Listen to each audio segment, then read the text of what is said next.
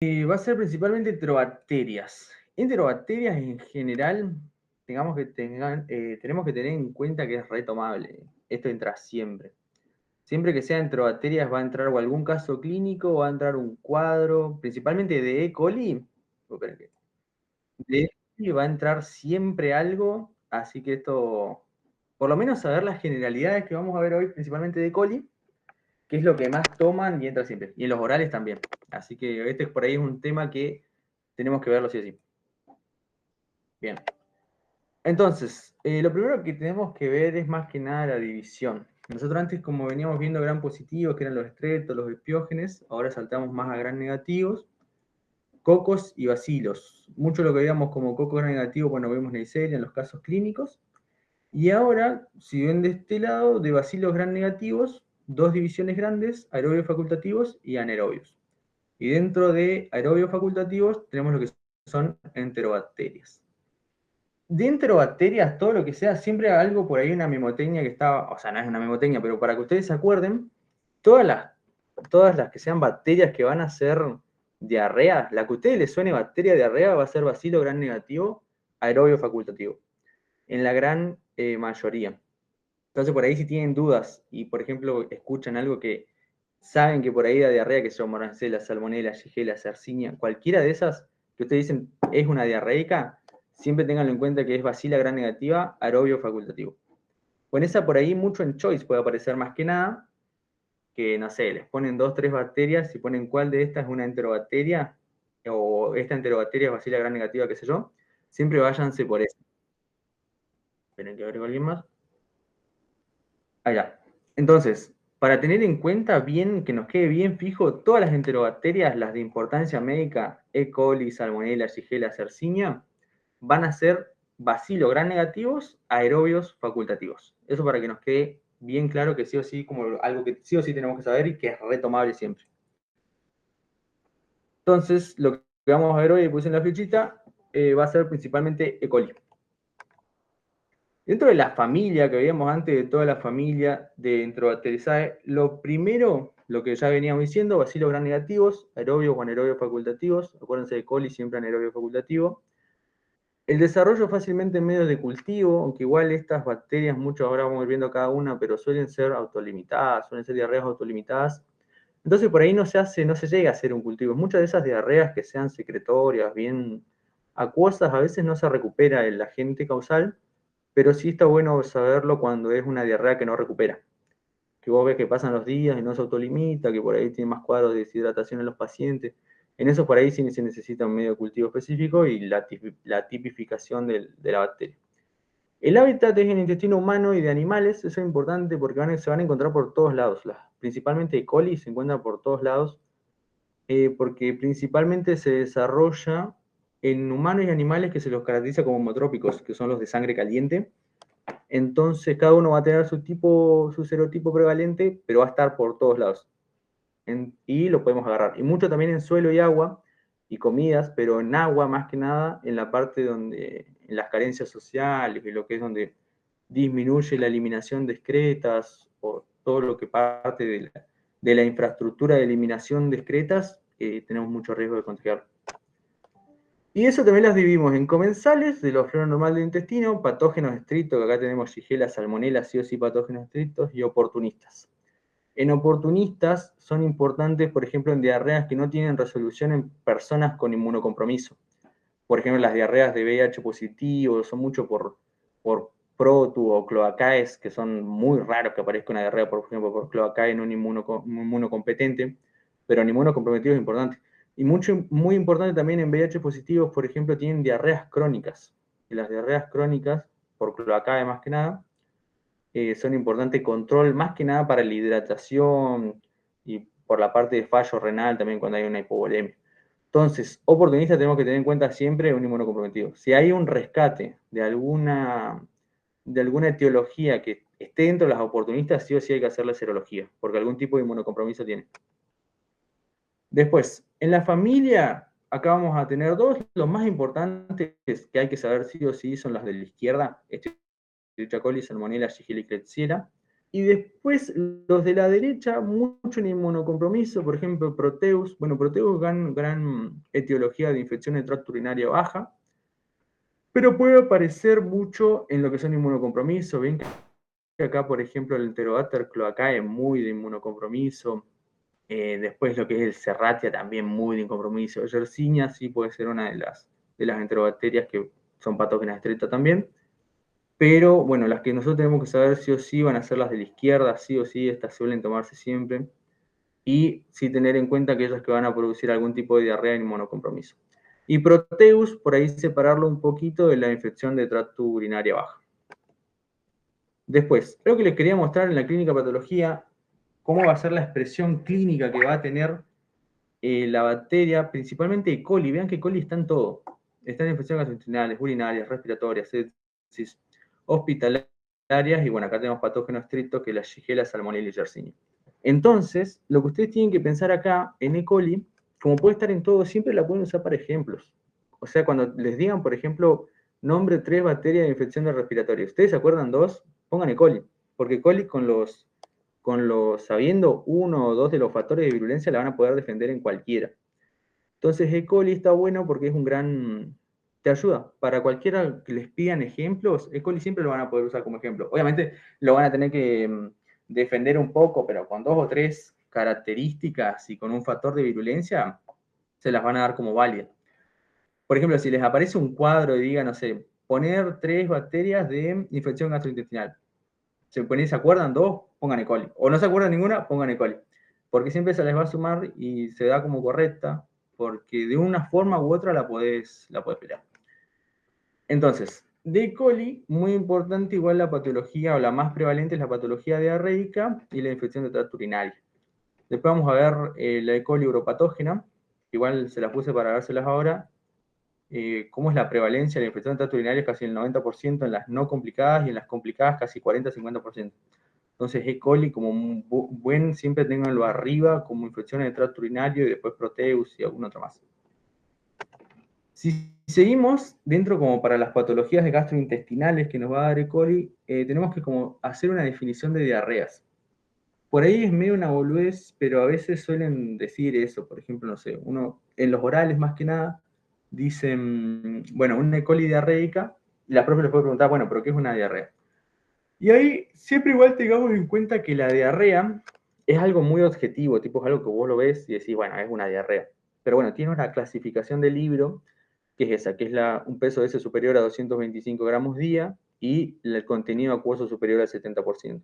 Esa es como la definición del libro de lo que sería una diarrea, pero igual siempre tengamos en cuenta que la diarrea es bastante objetivo. No hay forma de errarle a una diarrea.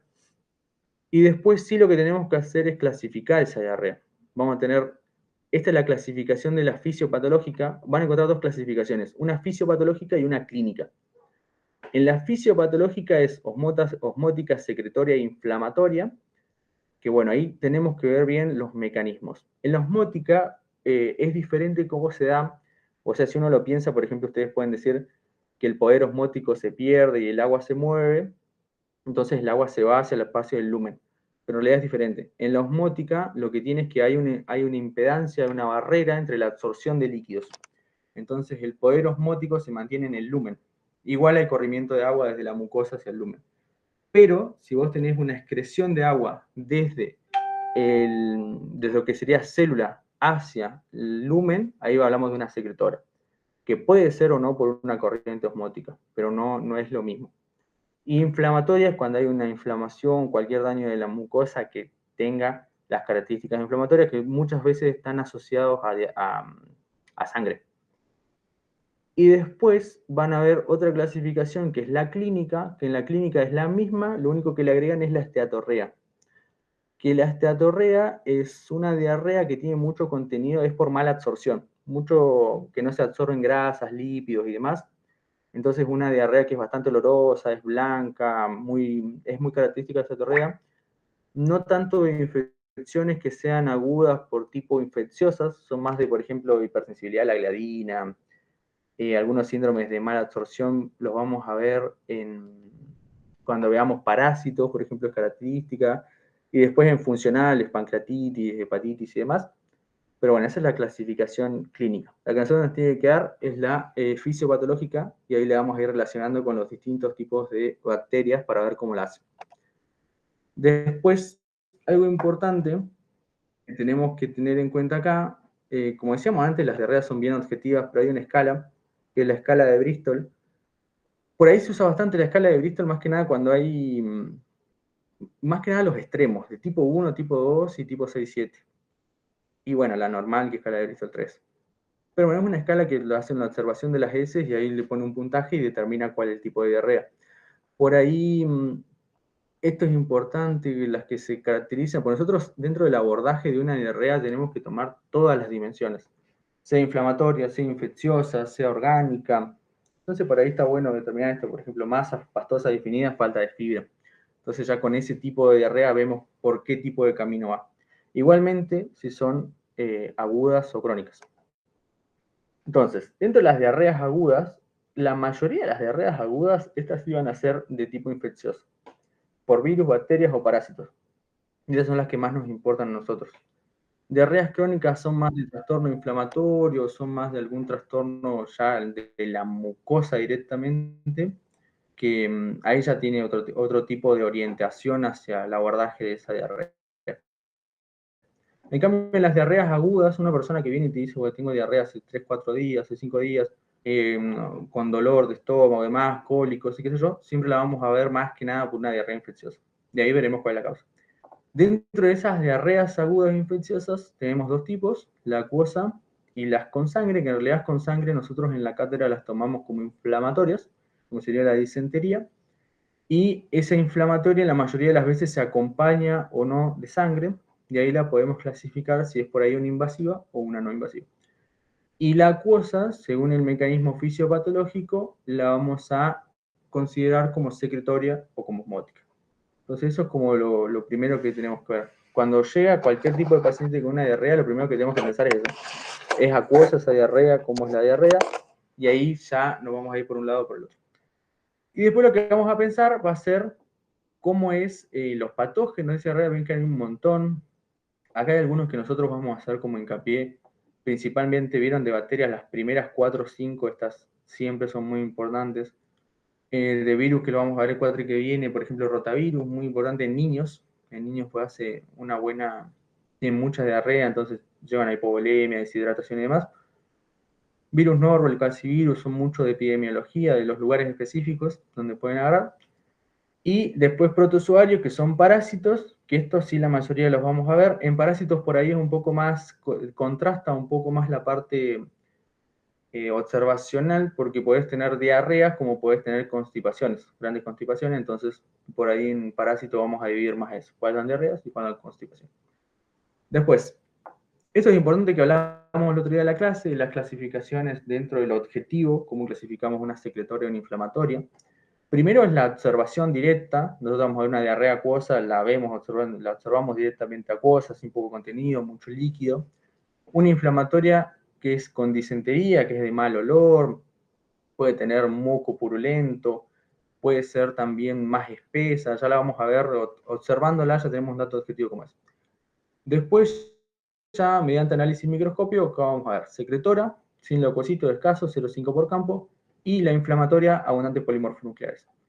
Lo que son abundantes polimorfonucleares van a ser el criterio como estándar para decir es inflamatoria, y después le vamos a sumar los porcentajes de maties o de moco, y ahí nos van a dar mucho lo que es la diferencia. Los que son inflamatorias principalmente, el grado de lo que sería de sangre o no sangre nos va a ir llevando a diferentes tipos de etiologías de la inflamación. Pueden haber igual diarreas que son solamente sanguinolentas, que eso es importante. Si las vemos solamente sanguinolentas, por ahí tenemos que pensar en un trastorno más inflamatorio, por ejemplo, colitis ulcerosa, enfermedad de Crohn y demás. Bien. Si vamos directamente entonces ahora a la Escherichia coli, como decíamos antes, enterobacterias, siempre pensemos en eso, en bacilo gran negativo, anaerobio facultativo. Y es muy importante estar presente en la flora intestinal, eso es lo que veíamos de sangre caliente, que son todos los organismos que son homeotrópicos, y van a estar distribuidos en todos lados. Entonces es muy importante tener en cuenta que las Escherichia coli son muy comunes, pero no es tan común que hagan enfermedad, más que nada en inmunocompetentes. Sí, en la parte epidemiológica, que ahora vamos a ver cómo interactúan. De las Escherichia coli, si pasamos por acá, vamos a tener factores de virulencia, que estos sí son importantes, y estos son los que nosotros vamos a defender cada patología que hacen. Por un lado, fimbrias, que son las fimbrias muy importantes para la decina, son en donde lleguen las fimbrias, lo que van a hacer es tratar de pegarse y se van a quedar ahí. Los flagelos que le permiten la movilidad y también la adhesión, tenemos el antígeno H de flagelos, que sirve para serotipificación. La cápsula, muy importante, el antígeno K, inhibe el poder, la fagocitosis principalmente, entonces le permite hacer sepsis, le permite pasar en macrófagos, rompe el fagolisosoma y demás, entonces la cápsula es muy importante como factor de virulencia. Pared celular, la endotoxina, no es tan importante, la endotoxina por ahí puede generar algunos efectos sistémicos, pero por ejemplo, en las infecciones de tracto urinario baja por uropatógenas es raro que se dé fiebre, casi nunca se da fiebre, es más un criterio. Y el antígeno O, que sí sirve también para la serotipificación, que ahí la vez pasada vimos algunos de los 157 y demás, sirve para identificar la cepa. Después tenemos esto, lo que es el complejo de la aerobatina, que estos son los sideróforos, que lo que hacen es una recaptación de hierro. El hierro lo usan principalmente para vivir, para subsistir. Entonces, es importante, principalmente si hay sobreinfección o mucha infección de E. coli, E. coli multiresistente y demás, pueden llegar a chuparse un poco lo que es el hierro sérico, entonces te pueden generar una anemia hemolítica o anemia macrocítica, además mucho por eso, pero bueno, tampoco es tan común. Y como más importante, las enterotoxinas. Enterotoxinas hay muchas, vamos a ver que cada uno tiene una codificación. Puede ser que codifiquen exotoxinas de tipo endógena, por su genética en sí, o que sean exógenas, que sean por bacteriófagos. Cada una va a tener su forma de endotoxina. Acá tenemos toxinas Giga, la STX, STX1, STX2, hemolicinas y demás. Acá yo les dejé este cuadrito, ahí se ven, que bueno, eran cada una de las que íbamos nombrando. Ven que acá toxinas muy importantes, Giga, toxina tipo Giga, que es la Giga, hemolicinas, las fibras de adhesinas para mantenerse en ese tejido epitelial, y sideróforos, que son los de recaptura de hierro. Acá, por ejemplo, ustedes en cualquier enfermedad que la piensen o que la quieran defender, con cualquiera de estas la van a poder defender. Si es cualquier epitelio, por ejemplo, respiratorio, sea epitelio del tejido gastrointestinal, o sea, de urinario y demás, ya van a tener que con esa fibra se va a poder adherir. Y después con la liberación de exotoxina va a provocar el daño a lo que es el epitelio. Con esos dos factores de virulencia pueden defender la mayoría de las patologías que puede hacer. Después, dentro de las Escherichia coli, entonces van a tener dos grandes grupos, un grupo que son las diarreicas y un grupo que son las infecciones de tracto urinario, una sola, que es la uropatógena. En las diarreicas, acá tenemos la enteropatogénica, enterotoxigénica, enteroinvasiva, enteroadherente agregativa y la enterohemorrágica. Estas son las que entran siempre y siempre se toman. Estas de alguna forma u otra siempre las van a tomar y entran en algún caso, en algún cuadro, en lo que sea, van a entrar.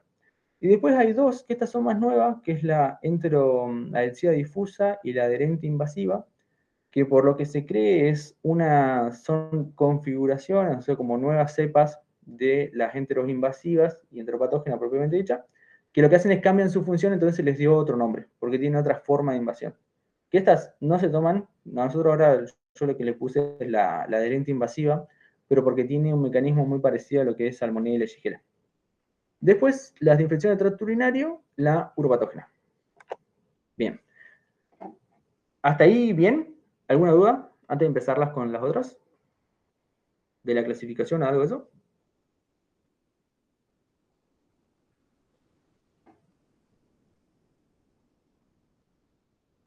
Bueno, entonces seguimos. Yo lo que hice acá fue, en cada una de las Escherichia coli, vamos para atrás, vamos a poner características que sí o sí las tienen que saber. Es como lo que siempre piden en cuadritos, en lo que sea, son cosas que sí o sí tenemos que saber y completar. Primero, todas las Escherichia coli van a tener contaminación de agua y alimentos contaminados. Eso siempre. Ahí importa mucho lo que es la profilaxis, que es el lavado de manos, la eliminación de excreta. Eso a los profes les gusta un montón.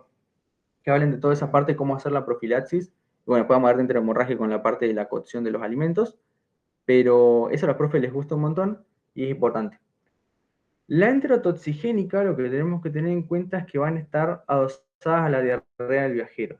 Esto se da porque principalmente nosotros como nacemos y crecemos en un lugar en común, sean de donde sean, lo que hace es que nuestro cuerpo desarrolle una cierta inmunidad o una cierta adaptación a la coli que esté prevalente en ese lugar, porque nuestra agua no es totalmente limpia.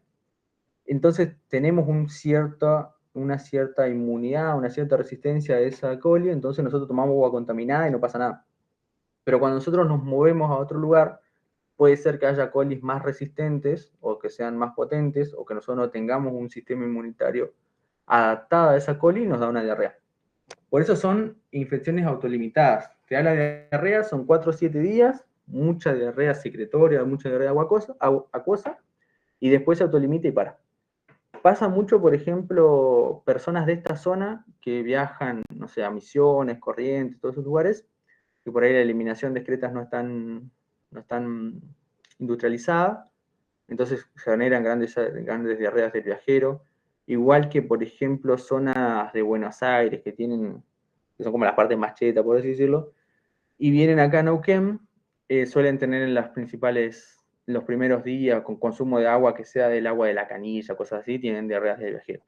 Es importante cuando les caen personas a una consulta común, preguntar si tienen una diarrea, qué secretora, si es acuosa, si viajó en algún lugar, si volvió, de dónde es, por ahí de dónde nació, son cosas importantes. Entonces, afección autolimitada va a tener una duración 4 a 7 días, algunas personas un poquito más, y después ya es una diarrea que cede. Sitio de acción, el intestino delgado, y factores de virulencia claves que le van a impedir su patogenia es, por un lado, las adhesinas y exotoxinas, que ahí vamos a ver cómo funciona.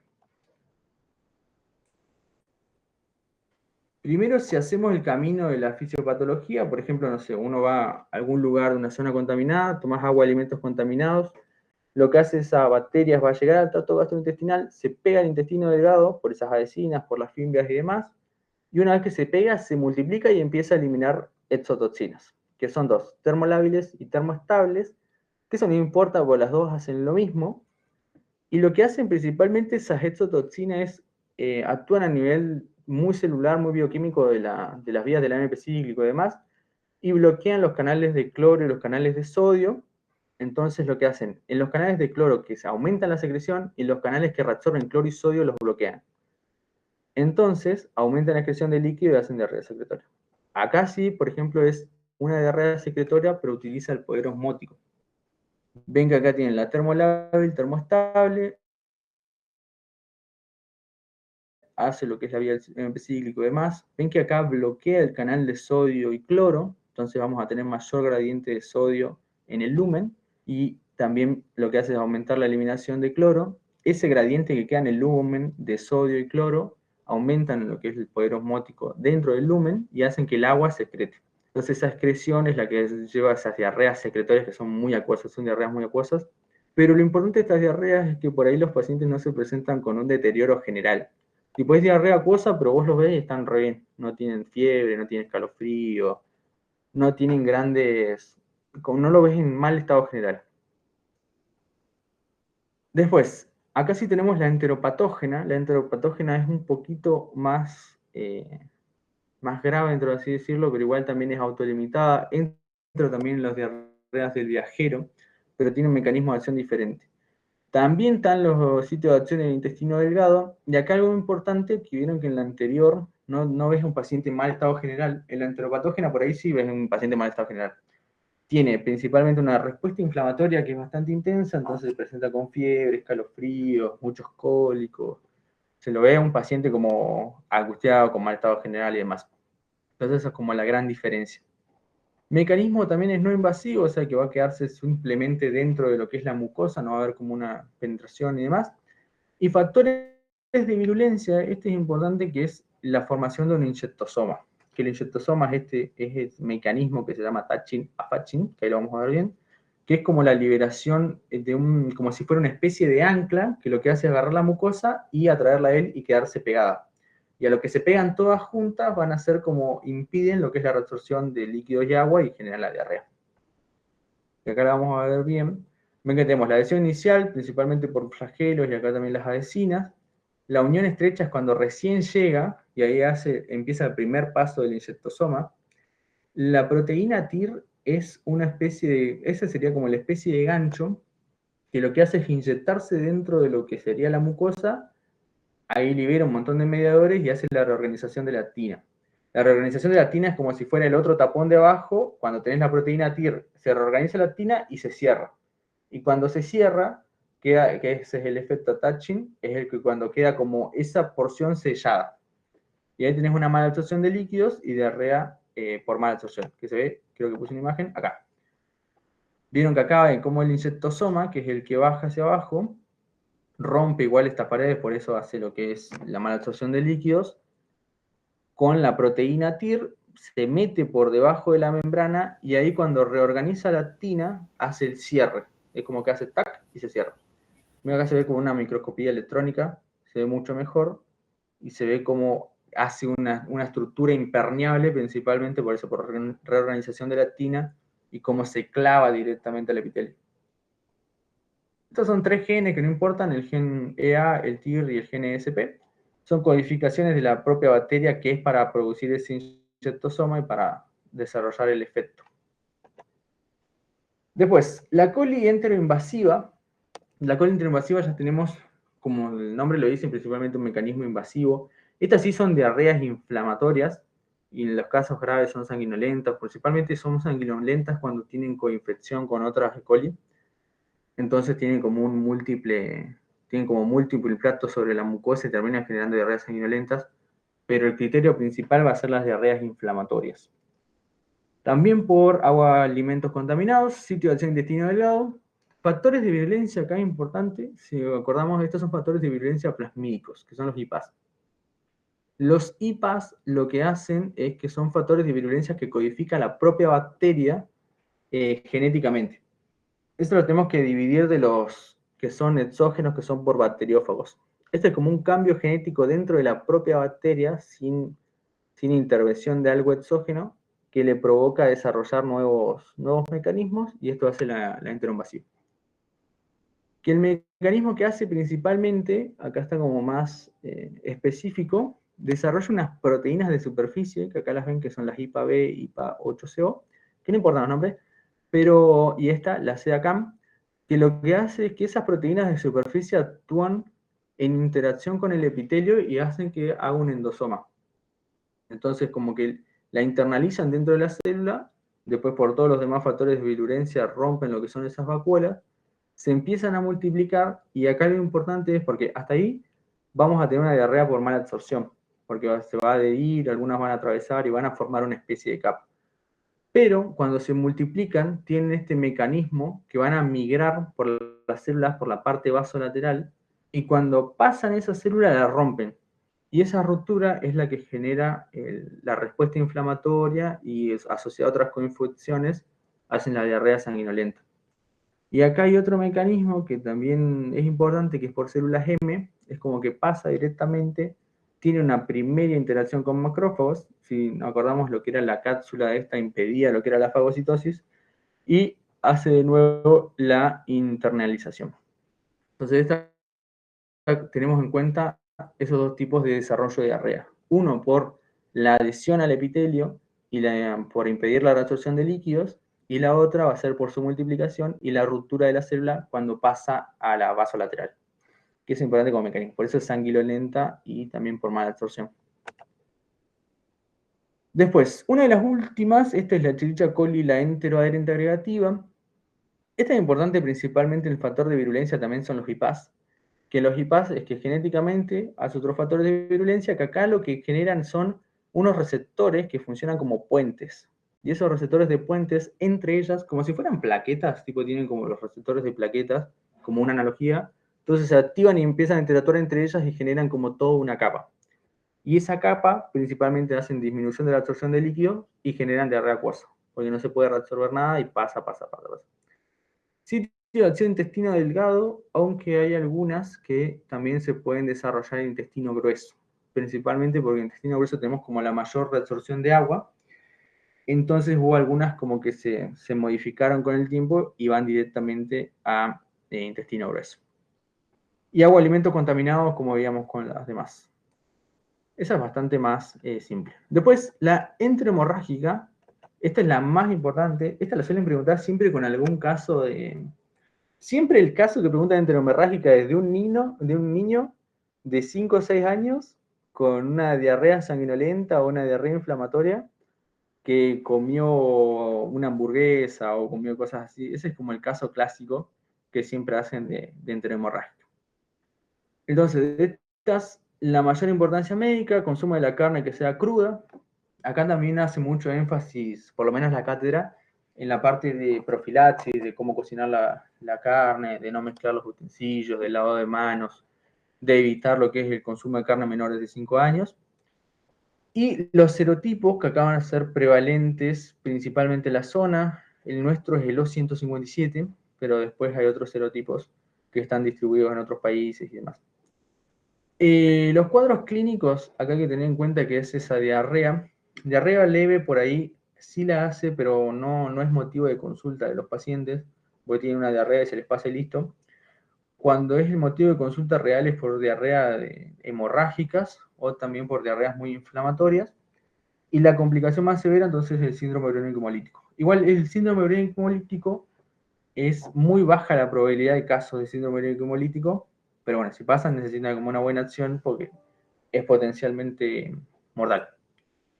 Este es un archivito, igual yo después se los paso, que nada, tiene como las características más importantes. Vieron que acá la tasa de letalidad del 3 al 5%. Es raro que desarrollen síndrome urémico hemolítico, pero una vez que lo desarrollan es bastante importante.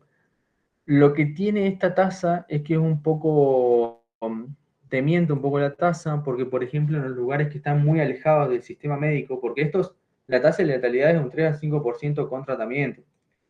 Piensen que en los lugares que están muy alejados del sistema médico, de internación o son de baja complejidad, los que llegan con síndrome urémico hemolítico que ni siquiera se los constatan, tienen una muerte por un shock y no están constatados. Entonces es como una tasa un poco mentirosa. El periodo de incubación de 7 a 8 días, eso es importante. Acá uno que es importante, esto siempre lo preguntan en Choice, por ahí suele pasar, que dicen que para destruir la bacteria se requiere una temperatura de menos 70 grados. Esa es la cocción que siempre se prevé. Algo acá de la contaminación, vieron que es verdura y frutas. Acá también por ahí se habla de la contaminación que es, se trasloca, por ejemplo, tienen carne cruda, cortan la carne con con el mismo cuchillo y infectan las verduras.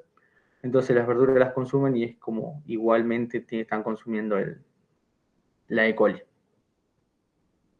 Después, factores de virulencia, el más importante acá que son, vieron que los anteriores estaban codificados por el IPAS, que es genético, en cambio este es exógeno, va a estar codificado por un bacteriófago.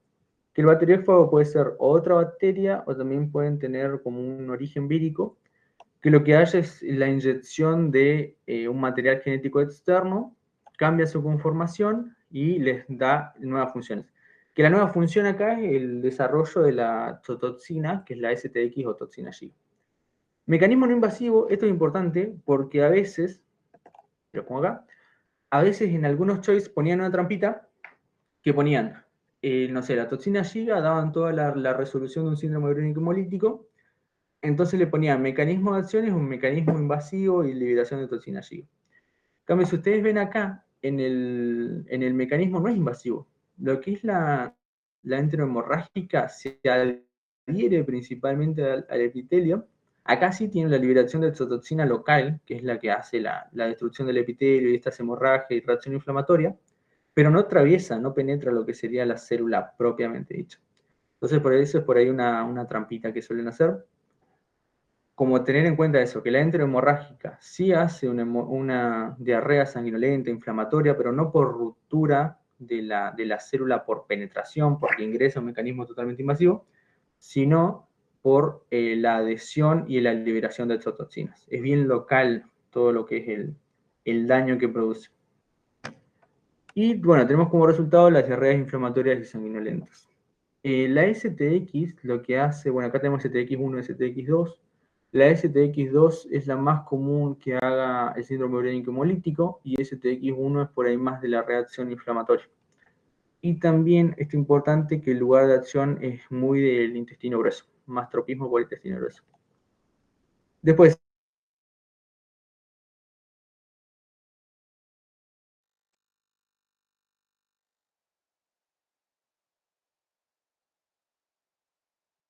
y esto de las secuelas también es importante porque el tratamiento del síndrome urémico hemolítico, además de conservar la vida, lo que trata de hacer es prevenir secuelas, porque el daño que hace el síndrome urémico hemolítico es irreversible. Entonces, por ejemplo, una persona que hace un fallo renal y queda con cierto grado de insuficiencia renal, eso va a quedar con esa insuficiencia renal. No es como que se puede revertir con el tratamiento oportuno. Una vez que está el daño, es irreversible. Entonces, lo que se trata de hacer es de tener medidas para que esa insuficiencia renal no sea tan grave y no lo deje con tratamiento de diálisis y lo demás. El caso, o sea, la historia natural de la enfermedad en el fallo renal agudo, anemia, trastorno de coagulación, fallo multiorgánico y la muerte, que vemos cómo se hace. De la giga, que acá tenemos STX1, STX2, la STX2 entonces la principal etiología del síndrome urémico hemolítico, y lo que hace principalmente la STX2 cuando penetra a nivel endovascular en capilares, interacciona con el sistema de complemento.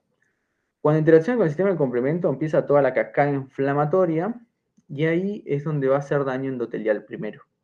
El daño endotelial es sistémico, pero el que más la sufre es la parte renal, principalmente con una glomerulonefritis que hace directamente por activación del sistema de complemento, pero también ese daño endotelial lo que hace es una respuesta vasomotora inadecuada y es la que provoca la vasoconstricción de la arteriola aferente, entonces hace también hipoxia e isquemia del glomérulo y eso provoca también fallo renal. Entonces, la insuficiencia renal que se produce es renal, directamente por el daño de la glomerulonefritis, y prerrenal por una hipoxia que se da por la vasoconstricción inadecuada. Ese es como el daño principal, que es el que hay que evitar. Y después, a endovascular sistémico, lo que hace es la activación inadecuada de plaquetas. La activación inadecuada de plaquetas lo que hace es fenómenos trombóticos. Esos trombos viajan y se pegan donde sea. Entonces hacen fenómenos hemorrágicos, ACV y demás. Pero algo importante que es un fenómeno de la coagulación que es por consumo, que es como que activa tantas plaquetas que se hace trombocitopenia, no hay plaquetas dando vuelta. Entonces esas lesiones endoteliales que va haciendo sistémicamente hacen hemorragia y no se pueden parar porque no hay plaquetas. Entonces es como, ese es el fallo final que es el que da la falla multiorgánica. Porque además te da trombos, insuficiencia renal, no tenés plaquetas, entonces tenés hemorragias difusas. Esa es como la fisiopatología del síndrome urémico hemolítico. Acá está como más cortito, entonces disminución del filtrado glomerular, fallo renal agudo, las hemolicinas y la STX, hemólisis, la disminución de plaquetas y los trastornos de la coagulación por disminución de las plaquetas. Y la anemia. Anemia es raro que se haya en los pacientes, porque es como una característica después de la enfermedad, que lo que se hace es restaurar la parte de la anemia, pero lo primero que se prioriza es disminuir el fallo renal. Después, bueno, esto es cómo se expresa: anemia hemolítica, microscopática, no inmunológica, trombocitopenia y falla renal aguda. Esto entra también, esto es re importante, lo toman siempre en los parciales, que es la profilaxis. Y en profilaxis siempre pueden poner la educación para la salud, que educación para la salud es lavado de manos, las conservas y demás, la de la cocción completa, más de 70 grados, el del contacto lavado de frutas, que era por esa contaminación que se hace cruzada, y después lo que es el consumo de lácteos pasteurizados, evitar el consumo de alimentos provenientes de cadenas de comida rápida. Y eso es las hamburgueserías y todo eso. Todo esto, lo que es de profilaxis, tiene mucha importancia en el síndrome urémico hemolítico, por lo que decíamos antes que una vez que está el daño es irreversible. Entonces, como lo que se trata de hacer es que nunca haya daño para evitar la enfermedad. Y eso lo hacemos con estas medidas. Esto siempre hay que ponerlo. Igualmente que en todas las enterobacterias, si les piden profilaxis, siempre van a ser casi las mismas. El lavado de manos, la eliminación de excretas, con eso pueden pasar cualquiera. Después, esta es la última, que esta es la adherente invasiva, que es como la nueva cepa, que lo más importante es que tiene esos factores de virulencia que le hacen adherirse al epitelio, como diríamos como la enteroagregativa, entonces provoca una diarrea por mala absorción, pero también desarrolló la genética para tener esas proteínas de adhesión que le provocan meterse dentro de esa célula, van a macrófagos donde hacen la multiplicación primaria, y después lo que hacen es pasar las barreras por la parte vasolateral o por la célula consiguiente. Vieron que, por ejemplo, acá pasa la otra consiguiente y así pasa la lateral y así. Esta es nueva, igual esta no la toman, pero ven que acá tiene exactamente el mismo forma de replicación que la Shigella. Se mete dentro, pasa por transitosis, va a las macrófagos, hace su multiplicación, invade nuevamente y pasa por la vasolateral. Pero es una nueva, esta no se toma nunca, las que se toman son las anteriores, pero está bueno para verla con la Shigella. Después, los diagnósticos. En diagnóstico vamos a tener 3 patas del diagnóstico, que es el examen físico. En el examen físico lo que tenemos que tener en cuenta es la diarrea. La diarrea, lo que más importa en el abordaje de una diarrea es eso, cuándo fue, si reconoce algún alimento que le hizo alguna diarrea, si reconoce que por ahí le ha pasado antes. Por ejemplo, hay muchos pacientes que te dicen, no sé, que tuvo una diarrea porque comió una hamburguesa y dice, no, pero la semana pasada me pasó lo mismo. Entonces, como más o menos vas tanteando qué tipo de diarrea es. Por otro lado, también acá en el examen físico, en la anamnesis, está bueno preguntar, muchas veces por ahí vienen pacientes con diarrea y te dicen, bueno, comí una hamburguesa ayer. Vos le preguntás qué comiste y te dicen, comí una hamburguesa ayer. Y vos decís, bueno, es una infección por una E. coli o lo que sea. Pero si seguís preguntando, a veces te dicen, no, pero la diarrea la tengo hace 2 o 3 semanas.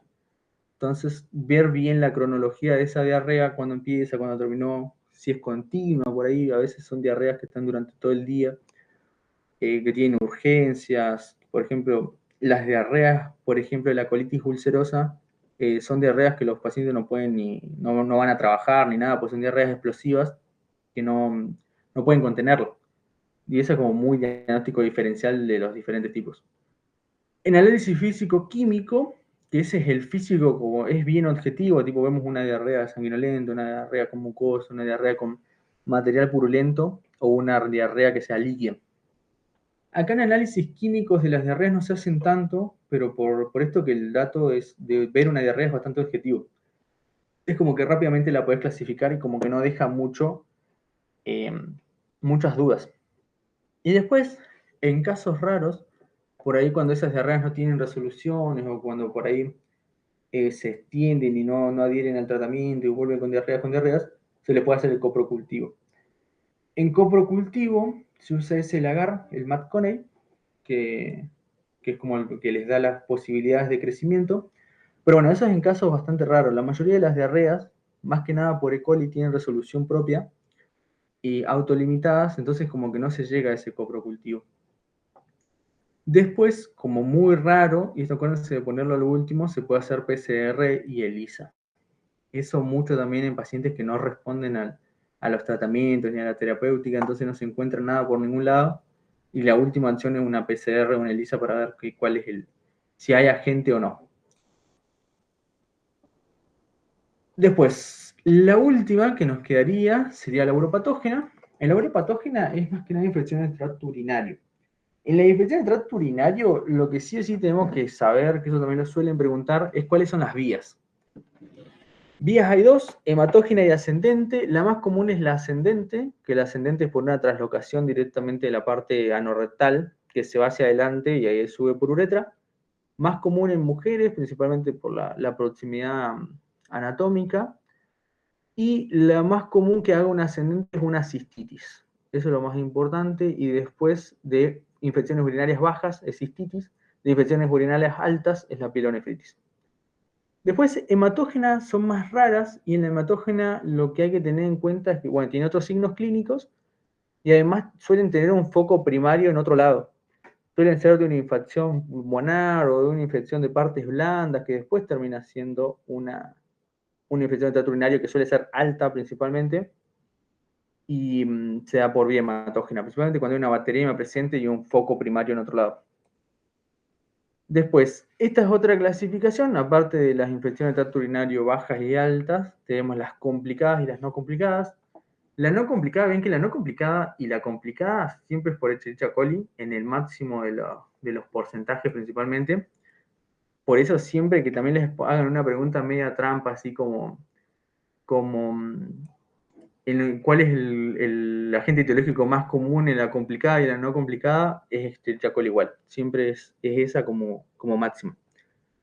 En la no complicada es la que tienen todas las personas, la mayoría que tuvo una infección de tracto urinario, que da los síntomas comunes de infección de tracto urinario baja. Y la complicada son la instrumentación de catéter, muchos de los pacientes que quedan con insuficiencia renal, o por ahí los que tienen, por ejemplo, hiperplasia prostática benigna, que tienen una obstrucción funcional de la uretra, se van sondados, quedan con una sonda, y ese es muy común que hagan alguna infección por mala higiene o por demás.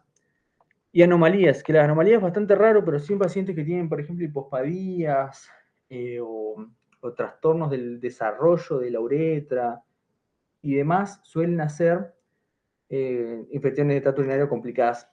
También acá hay uno que no aparece, pero es importante que las personas que tuvieran algún traumatismo, los que tuvieran algún traumatismo de cadera y tuvieran alguna cirugía, por ahí, más que nada las cirugías viejas que eran bien invasivas, suelen quedar con algún trastorno de la misión o con alguna obstrucción mecánica, y también suelen hacer infecciones de tracto urinario complicada. Pero sea cual sea de las dos, siempre van a ser por E. coli en la gran mayoría. Después ponerle Candida Acinetobacter muy de inmunocomprometidos, más que nada. Después, síntomas, infección de tracto urinario. Esto era más que nada lo que nosotros veíamos en los casos clínicos. Lo más importante para mí es la piuria, que es la eliminación de la orina con material purulento, o la quiuria también, que es mucha misión, o sea, con mucha frecuencia misional, pero con muy poquita cantidad. La aparición de sangre es raro, cuando hay aparición de sangre por ahí, que son más que nada hematurias, hay que pensar más que nada en un trastorno que sea más renal alto. Dolor en la orina también, la disuria es muy importante, el picazón también es muy importante, es como uno de los más prevalentes en bajas. Y en altas, acá ven como la gran característica del síndrome disúrico bajo y alto es que el alto ya tiene una afección que es sistémica. Ya el paciente con fiebre, con mal estado general, con dolor, es como otra presentación que tienen. Náuseas, vómitos, demás, eso es como importante. Que igual se pueden sumar a las urinarias bajas. Si nosotros tenemos una baja con una disuria, una piuria y con fiebre, ya pensamos en una alta. Eso es como lo más importante. Después, este es el mecanismo de traslocación. El mecanismo lo que hacen, ven que este es el ascendente, cuando hace una colonización, que es la colorectal común que tenemos todos como flora normal. Lo que hace es hacer un ascender directamente, acá asciende por factores de virulencia, que ahí vamos a ver las fimbrias, que fimbrias tenemos de tipo P, X, que lo que hacen es adherirse directamente al epitelio y evitan el barrido misional. Entonces son capaces de resistir a ese flujo y ascienden, ascienden, ascienden. Lo más común es que esta ascendente llega hasta la vejiga en personas comunes que hacen una cistitis. Y bueno, lo peor que puede pasar es que llegue al riñón, que haga directamente una infección del tracto urinario alto, o que pueda ser una glomerulonefritis o que hagan una sepsis. Que ese, por ejemplo, la E. coli puede generar cualquiera de esas, dependiendo obviamente del estado inmune del paciente. Y bueno, la gran diferencia entonces es la parte del sexo femenino, que tiene mayor riesgo de la infección de tracto urinario baja, por lo que decíamos de la parte anatómica. Pero ese es como el mecanismo principal de la mayoría. En hombres por ahí se puede dar eso de la prostatitis, es raro que se dé prostatitis igual. Prostatitis es más por algún tipo de parásitos, que lo vamos a ver más adelante. En la fisiopatología entonces tenemos lo que son las fimbrias, que en las fimbrias lo que hacen es adherirse, y entonces cuando se adhieren evitan que la propia orina, que el propio flujo de la orina las tire. Y esas fimbrias le dan la capacidad de llegar hasta ciertos lugares. Van a haber fimbrias específicas que le dan la capacidad para hacer una infección de tracto urinario baja, y otras que dan fimbrias que son mucho más resistentes y tienen mayores factores de adhesión y que les permiten llegar a una infección de tracto urinario alta. Que acá las vamos a ver bien. Son dos, son de tracto urinaria baja de tipo 1 y de tipo X. y las infecciones urinarias altas de fimbrias tipo P. Los diagnósticos principalmente de infección de tracto urinario bajo es predominantemente la clínica en la mayoría de los lugares que hacen un diagnóstico de infección de tracto urinario, principalmente es clínica, que viene con la disuria, con la polaquiuria y demás. El microbiológico también se suele hacer más que nada en pacientes internados. Se hace la muestra, acuérdense del chorro medio, procedimiento de sedimento urinario, ahí en los informes aparece sedimento urinario patológico, ¿no? Y en análisis en urocultivo. También, por ejemplo, es predominante igual sí o sí pedir chorro medio y urocultivo en pacientes que se sospeche las infecciones de tracto urinario altas con algún foco infeccioso o que estén sépticos, que tengan un mal estado general, sí o sí hay que pedirle todo y se hace el análisis completo. Y en exámenes complementarios vamos a pedir hemograma y PCR, principalmente hemograma para ver si ese origen es inflamatorio, PCR para ver el estado inflamatorio también de la proteína C reactiva. Si, por ejemplo, el hemograma siempre puede salir con predominancia de polimorfonucleares cuando es una infección bacteriana, que es el laboratorio común de personas con una infección tracto urinaria baja. La PCR también suele estar alta. Y el eco postmisional, este es raro, pero se suele usar por ahí cuando no hay. Vos tenés un paciente con toda la clínica de una infección de tracto urinaria baja, pero no tiene patrón inflamatorio, no tiene fiebre, no tiene dolor, no tiene disuria, entonces no tiene nada que justifique una inflamación de la vía del tracto urinario. Entonces podés pedir eco postmisional para ver si hay una obstrucción funcional de la eliminación de la orina. Que ahí lo vemos. Este, por ejemplo, es imágenes. Acá es una piuria, que ven que es ese contenido lechoso, estas son muy olorosas, entonces muy característico de la infección de tracto urinario. Esta es una maniobra que es la de puño-percusión. En la maniobra de puño-percusión lo que hace es directamente golpeadas en el ángulo costofrénico. Si es positivo, les duele, y eso es un indicador de infección de tracto urinario alta. Y ahí vos pedís todo lo demás, todo lo que sea material de investigación para eso. Entonces se suele usar un montón.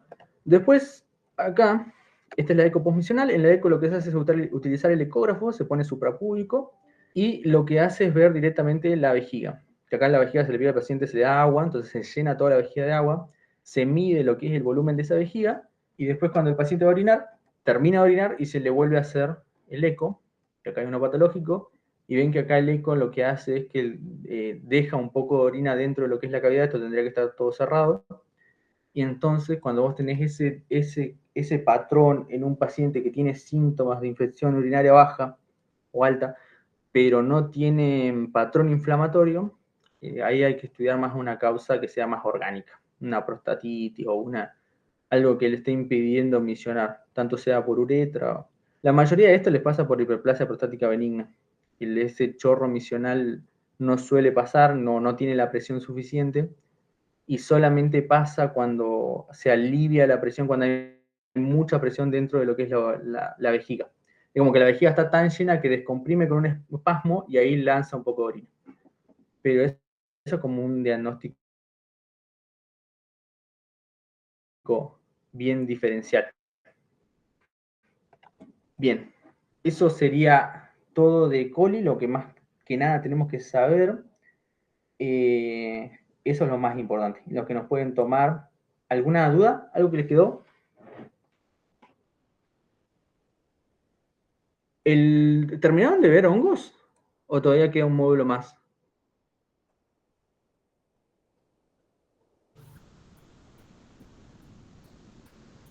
¿Queda un módulo? Bien. Ese ve el miércoles. ¿El miércoles tiene para salito? Creo que dijo que lo pasaba para el viernes. Ah, listo. Listo. Entonces, cualquier cosa que tengan duda de estas o de las demás, Shigella o Salmonella, me la preguntan el miércoles. Cualquier cosa. Buenísimo, Y ya gracias. cerraría. Listo, chicos. Que anden bien, nos estamos Gracias, viendo. Martín. Gracias, Mati, Gracias. tremendo. O de vos.